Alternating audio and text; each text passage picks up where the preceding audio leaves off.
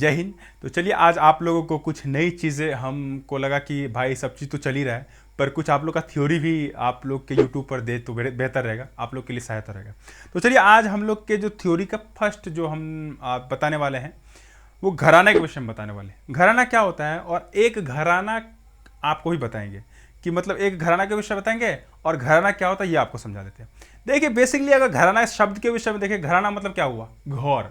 घराना मतलब घर हुआ। अब घर किसको कहिएगा? जैसे अपना घर हुआ, जिस घर में आप रहते हैं, सिंपल सा बात समझ में आया, घर होगा।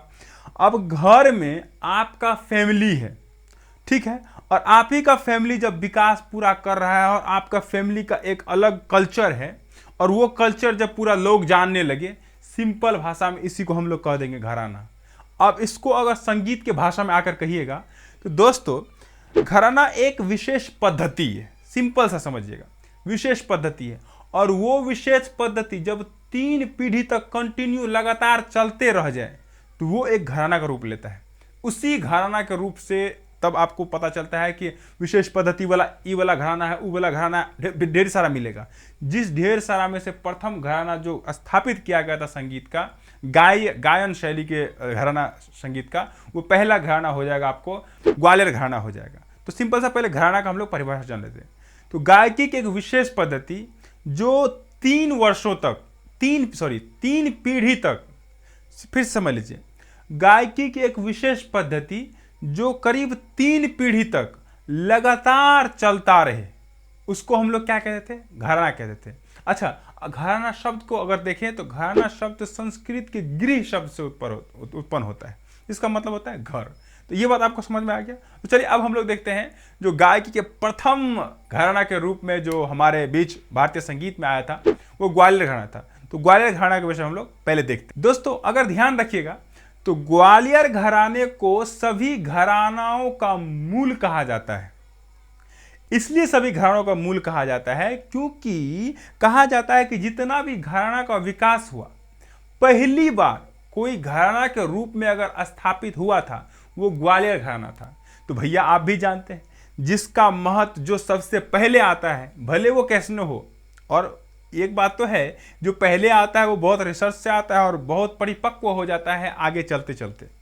तो पहले सबसे पहले कौन आया था? ग्वालियर घराना आ जाता है। इसीलिए क्वेश्चन के फॉर्म में इसको याद रखिएगा कि सभी घरानाओं का मूल किसे कहा जाता है? ग्वालियर घराना कहा जाता है।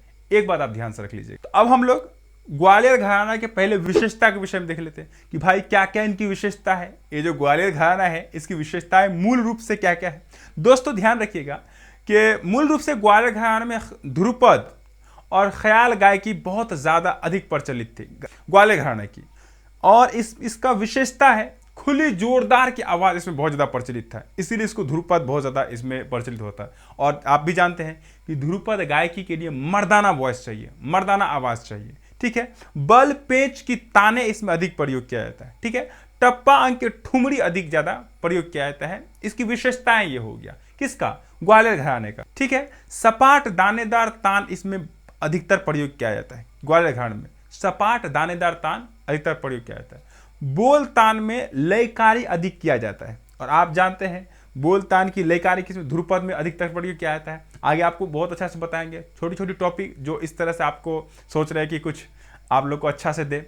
तो ये वीडियो कैसा लगा ये जरूर हमको बताइए कमेंट में, क्योंकि कमेंट आपकी मेरा थोड़ा सा प्रोत्साहन होता है, मेरा सा उत्साह होता है कि भाई हाँ भाई करना चाहिए आप लोग के लिए, आप लोग इसे पसंद कर रहे हैं। ऐसा ही होता है ना, जिस चीज़ को बच्चे भी जिस चीज़ को पसंद करता है पेरेंट्स वो करने की कोशिश करते हैं, और तो कोशिश कीजिएगा आप। और उसके बाद अगला विशेषता देखें तो गमकों का अधिक प्रयोग किया जाता है। किसमें? ये ग्वालियर घराना की बात हो रही है। अब ये तो विशेषता देख लिए, अब इसके संस्थापक के विषय में हम लोग देख लेते हैं। देखिए सबसे पहले गुण दोष के विषय में जो उसकी मूल चीजें उसको अगर समझ लिए हैं तो अब कौन कौन व्यक्ति थे जो इसको स्थापित किया, और प्रमुख रूप से कौन कौन गायकार थे, और कौन कौन ऐसे महान संगीतज्ञ रहे जो इस घराने को सवार करके यहाँ तक लाए, उसको हम लोग देखते हैं। दोस्तों ध्यान रखिएगा जो NCERT आप देखिएगा ना तो उसमें गुलाम रसूल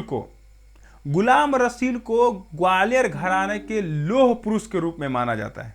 ग्वालियर घराने के लौह पुरुष के रूप में माना जाता है। भैया जब लौह पुरुष के रूप में माना जाता है तो स्टेट में क्वेश्चन पूछ लिया गया था कि गुलाम रसूल खां किस घराने से संबंधित हो जाता था। ध्यान रख लीजिएगा इस चीज को। अच्छा, ये तो गुलाम रसूल खां सा हो गया, लेकिन मूल रूप से ग्वालियर घराने के संस्थापक किसे माना जाता है? नत्थन पीर बख्श को माना जाता है। जब नत्थन पीर बख्श को संस्थापक माना जाता है तब आप तो खोजिएगा भैया ये नत्थन पीर बख्श कहां से आए हैं। जब लौह पुरुष कहा जाता है गुलाम रसूल को, तो फिर नत्थन पीर बख्श कहां से आ गया है? तो ध्यान रखिएगा, गुलाम रसूल के परपोत्र हो जाएंगे नत्थन पीर बख्श। परपोत्र मतलब पोता के बेटा। बात समझ में आ रही है? नत्थन पीर बख्श किसके परपोत्र हो जाएंगे? गुलाम रसूल के परपोत्र हो जाएंगे। भैया हो, जब गुलाम रसूल के परपोत्र हो जाएंगे तो इसका मतलब गुलाम रसूल पहले रहे होंगे। देखिए ऐसा होता है, जैसे मान लीजिए ये हम चैनल का शुरुआत राही म्यूजिक मस्ती की शुरुआत किए, राही म्यूजिक की शुरुआत की, बट हम क्या किए कि उतना ज़्यादा इस चैनल का ग्रोथ नहीं कर पाए, और ग्रोथ करते करते ऐसे ही मेरे वंशज में से जैसे मेरे पुत्र ही आया, और पुत्र आया और इस चैनल को एकदम ब्रॉड रूप से ले गया। तो संस्थापक लौह पुरुष के रूप में हम हो गए, राही सर आपका हो गया लौह पुरुष, और मेरा जो आगे वाला पीढ़ी हुआ उसको संस्थापक के रूप में, मतलब कि इसको विकासकर्ता के रूप में मान लिया। तो ऐसे ही नत्थन पीर बख्श को संस्थापक के रूप में माना जाता है, क्योंकि ऋषि संस्थापक इन्होंने इसका विकास किया। तो ध्यान रखिएगा, तो क्वेश्चन के फॉर्म में आपको ध्यान रखना है। तो गुलाम रसूल को लौह पुरुष और नत्थन पीर बख्श को ग्वालियर घराने के संस्थापक के रूप में माना जाता है। जब नत्थन पीर बख्श के बाद देखते हैं तो इनके पुत्र हो जाएंगे कादिर बख्श और पीर बख्श हो जाएगा, ठीक है। और अगर नत्थन पीर बख्श के पौत्र यानी पोता के तरफ जाते हैं तो पोता हो जाएगा हद्दू और हस्सू खां।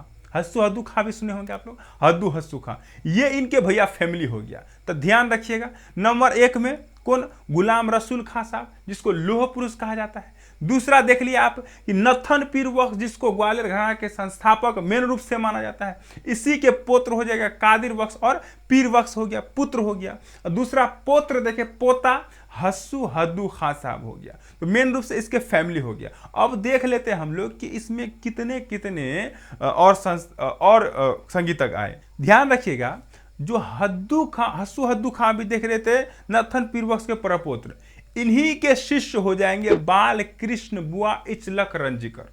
मेरे भाई ध्यान रखिएगा, बाल कृष्ण बुआ इचलक रंजीकर वही है जो विष्णु दिगंबर पलुस्कर के शिष्य गुरु हो जाएंगे, माफ कीजिएगा। तो बाल कृष्ण बुआ इचलक रंजीकर आपको हो जाएंगे विष्णु दिगंबर पलुस्कर के गुरु हो जाएंगे। भैया विष्णु दिगंबर पलुस्कर इसलिए हमारे संगीत में बहुत ज़्यादा महत्व रखते हैं, क्योंकि विष्णु दिगंबर पलुस्कर अपना एक क्या बोलते हैं संगीत के लेखन पद्धति निकाले थे, जिससे क्या हुआ उसकी महत्वता बहुत अधिक है। इसलिए ये दोनों व्यक्ति बहुत श्रेष्ठ हैं, दोनों संगीतज्ञ बहुत श्रेष्ठ हैं, आपको ध्यान में रख लेना है। एक नंबर में गुलाम रसूल खां को रखना है, दूसरा में नत्थन पीर बख्श को रखना है, और उसके बाद पीर बख्श, कादिर बख्श इनके पोत्र हो जाएंगे, हस्सू हद्दू खां परपोत्र हो जाएंगे। ये सब मेन व्यक्ति सब हैं इस घराने के। उसके बाद फिर हद्दू खां के शिष्य हो जाएंगे कौन? बालकृष्ण बुआ इचलक रंजीकर। इनके शिष्य कौन हो जाएंगे? विष्णु दिगंबर पलुस्कर। और ध्यान रखिएगा, विष्णु दिगंबर पलुस्कर के भी बहुत महत्वपूर्ण शिष्य होंगे, जिस महत्वपूर्ण शिष्यों में से एक शिष्य हो जाएगा इसका ओमकार नाथ ठाकुर। ये वही संगीतज्ञ है, ये वही शिष्य है जो आपको याद होगा कि राग देश में जब आज़ादी के शुभ अवसर पर इन्होंने गीत गाए थे, ठीक है, लाल किले पर, ठीक है।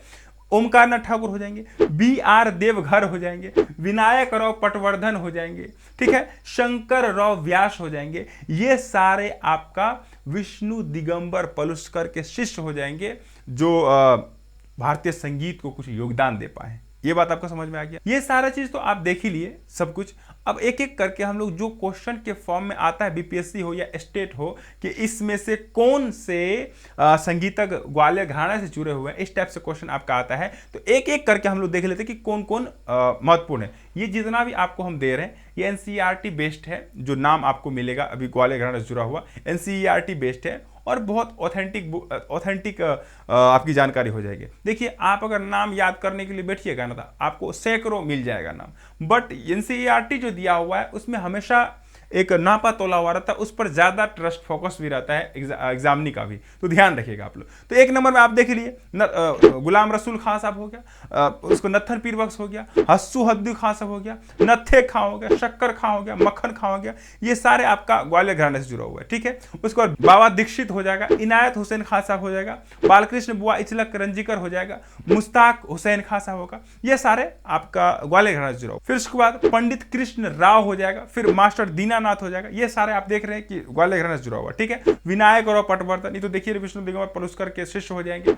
ओमकार नाथ ठाकुर, ये भी पलुस्कर जी के शिष्य हो जाएंगे। फिर गुलाम नबी हो जाएंगे, वासुदेव जोशी हो जाएंगे, ये सारे ग्वालियर घराना से जुड़ा हुआ। फिर निसार हुसैन खां साहब हो जाएगा, डॉक्टर जयदेव सिंह हो जाएगा, शंकर राव पंडित हो जाएंगे, नारायण राव व्यास हो जाएगा, रामकृष्ण बुआ ठाकुर हो जाएगा, फिर राजा भैया पुंछ वाले, ये इंपॉर्टेंट नाम है, ये क्वेश्चन के फॉर्म में पूछा गया है, यूपी टीजीटी में भी देखा गया, ये क्वेश्चन देखा है, ध्यान रख लीजिएगा इसको। बड़े मोहम्मद एवं छोटे मोहम्मद खां हो जाएगा। ये जितना भी नाम अभी देखे, ये सारे आपका ग्वालियर घराना से जुड़ा हुआ संगीतक है और ये बहुत ही महत्वपूर्ण है, जो एनसीईआरटी बेस्ड है। तो आप ध्यान रखिएगा, ये सारे नाम को एक बार नोट कर लीजिएगा, देख लीजिएगा बढ़िया से, और इस फॉर्म में देखते भी रहिएगा तो आपको याद होते रहेगा। आई थिंक आपको ये वाला टॉपिक पूरा अच्छे तरीके से समझ में आ गया होगा।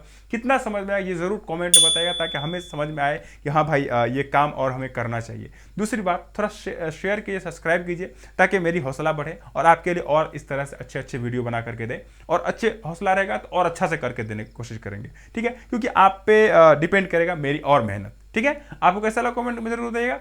मिलते हैं हम लोग टॉपिक में। जय हिंद।